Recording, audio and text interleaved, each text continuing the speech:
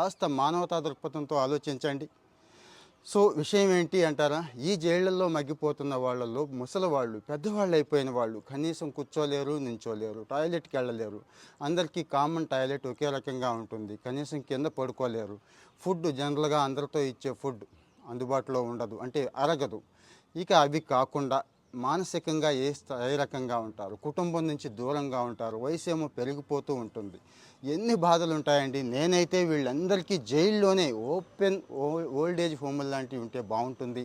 ఆ old age హోములు ప్రత్యేకంగా వీళ్ళ అవసరాలకు తగ్గట్టుగా ఉంటే బాగుంటుంది అనేది నా అభిప్రాయం అండి. ఎందుకంటారా, కొంతమందికి క్షమాభిక్ష వచ్చే అవకాశం లేదు.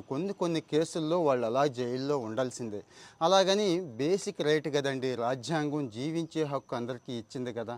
ఈ విషయంలో మీరంతా కూడా సపోర్ట్ చేస్తే వాళ్ళకి ప్రభుత్వం నుంచి మంచి వసతి దొరికే అవకాశం ఉంది. కామెంట్ చేయండి, షేర్ చేయండి. మంచి ఆర్టికల్